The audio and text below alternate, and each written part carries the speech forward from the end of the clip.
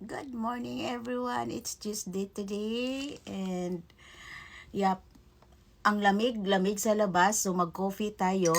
So, I love coffee. No? Coffee is my favorite also in the morning. No? Coffee lang talaga ako in the morning, everyone.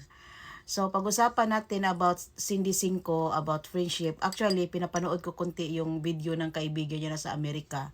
And then, maraming ni-reveal na about kay Cindy Cinco. And then, nagsilabasa na ngayon yung mga negative na side ni Cindy Cinco. So, of course, naman talaga, sa awayan, talagang side by side, maghanapan talaga yan ng negatibong ibabato sa isa't isa. But talo ka talaga kung yung kalaban mo ay marami talagang negatibong ibabato sa'yo. And then, ako naman talaga, in my experience lang talaga here in din everyone ha. Ako kasi, hindi ako mahilig. Ako kasi masyado akong, hindi naman tayo perfecto. Mayroon tayong masasabi sa mga kaibigan din natin.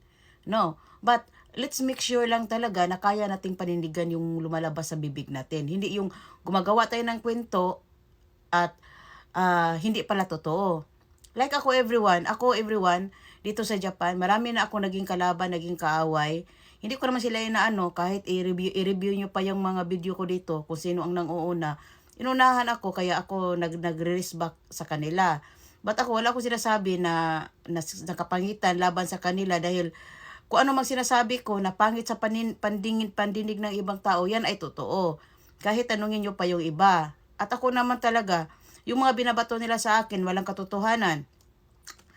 Yung marami silang sinasabi about sa akin na walang katotohanan. Itong mga haters ko kasi mga loser, and then they tried to ruin me na kasi sa totoo lang gusto nilang sirain ang buhay ko kasi nakikita nilang masaya ako eh. Yun eh. And then ako wala na akong sisiraan sa kanila dahil buhay na sira eh. Kawawa na sila, loser na sila, walang nagmahal sa kanila. Hindi pa sila stable. Ako, masasabi ko talaga na okay ako sa buhay ko dahil dalawa ang alas kong hinahawakan. Kumbaga, dalawa ang nagmahal sa akin, dalawa ang nag-take care sa akin dito. So, wala akong ikaw-worry. And then, kahit sabihin pa nila, idadamay nila yung kasi yung mga talunan kasi ng mga kalaban natin, like ng mga kaibigan natin, mga talunan, kung sino-sino nilang idadamay nila, yung asawa natin, yung mga anak natin, which is, sa totoo lang, kasi nandito ako sa ibang bansa, sarap talaga patulan, sarap talaga abangan sa labas at ilang paso mga pagmumukha. Pero, hindi na natin dapat gawin yan at hindi ko na rin dapat gawin yan dahil I realize everything na hindi sila kawalan at hindi sila, kumbaga wala namang nasira sa akin. Instead na siguro kung ako unahan siguro, but yung mga sinasabi ng mga kalaban ko dito everyone, sa totoo lang, napaka big false talaga, hindi totoo. Kahit naman ako magsabi dito, sabihan nila ako na like yung haters ko, kinikwento niya na ako ay under daw ako sa asawa ko. Ha? Mapapalitan ko ba yung asawa ko ng iba? Kung takot ako doon, kung under ako doon? Yung asawa ko nga, hindi ngayon nagpalit ng iba. Ako nga, nagpalit na nga ako ng iba. Ha? Makapanglalaki ba ako kung takot ako doon? Yan ay hindi totoo. No? Galing, yan ang mga kwento nila. Walang katotohanan yan. Di ba? Kung takot si Ate Red, ay makapanglalaki ba si Ate Red? Makapalit ba si Ate Red ng ibang asawa? Kung takot ako doon sa una, hindi ako takot. And then, sabihan nila ako na yung mga anak ko daw, ay hate ako ng mga anak ko. Hate ako ng mga anak ko na hanggang ngayon, yung mga anak ko, nakikita niyo naman, na kumakain kami sa labas, nagdi-date kami. Anytime, every time na uuwi ako sa bahay namin, makauwi ako. Ang sabihan ako ng talagang ito talaga, aaminin ko talaga to. Talaga parang ito talaga ang pinakagusto ko talaga sa mga banat ng mga amiga ko dito. Yung, alam niyo yung sugar mommy daw ako ni daddy. Dapat aminin natin yan dahil nakaka-upgrade yan sa pagkatao ko. It means sugar mommy ka, mayaman ka, marami kang pera. Sige, yan na lang. Yan na lang ang aminin ko, parang gusto ko yan. Pero yung iba, hindi ko yan aminin, char. Isipin nyo yan ha. Pagbintangan nila ako na kaya daw dumikit sa akin si daddy ng matagal dahil ako daw bumubuhay, pokrita daw ako lang daw nag-aupa sa apartment ko, ako lang daw ang bumubuhay kay daddy. Nakikita niyo naman na all the time, lagi lang ako nagyaw-yaw dito at nagpapagwapa at kumakain, natutulog, nagsha-shopping at gumagawa ako ng mga mga anik-anik dito sa bahay.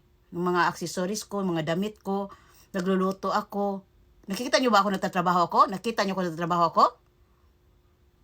Oh. Saan ako ng pera? Ano, anak ako ni ano? Anak ako ng kontraktor? Na meron ako pang datong?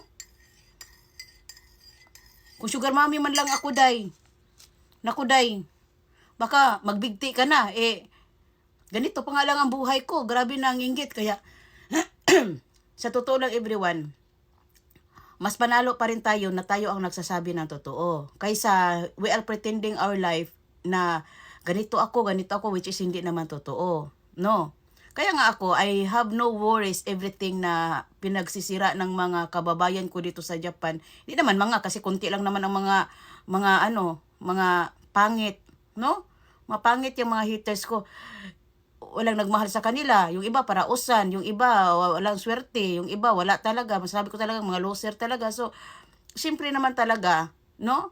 Hindi maiwasan pag sinasabihan ko silang nainggit sa akin, ayaw nilang tanggapin o ano naman. Bakit niyo ako pinapakialaman? Hindi ko naman kayo pinapakialaman. At hindi din ako nanoon dito ng agaw ng lalaki dahil yung daddy ko, virgin yan. Oh. At hindi din ako nanoon dito na napalautang na mangutang yan na hindi yan magbabayad. Hindi din ako nanoon dito na wag ka dyan kasi sinungaling yan, magagawa yan ng kwento. Hindi ko nagagawa ng kwento, day. Oh. Kaya, pag ikaw ay matino kang tao, no? Ako kasi, ayoko kasi yung mga ganyan-ganyang bagay kasi everyone.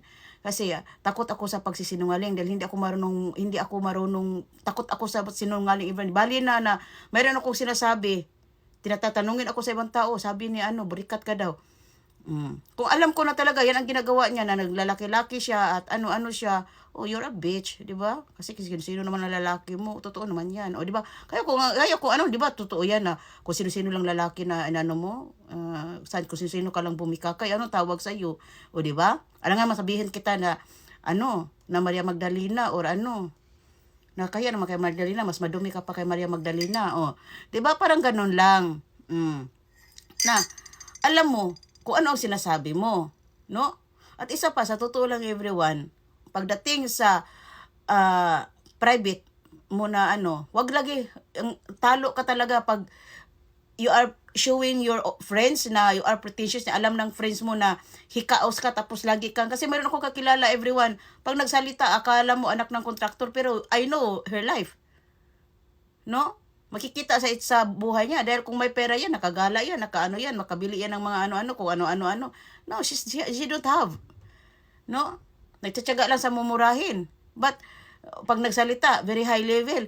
Kaya nga, kung ayaw mo na may comment at magyabang ka lang at alam mo sa sarili mo na hindi totoo, you are just only pretentious,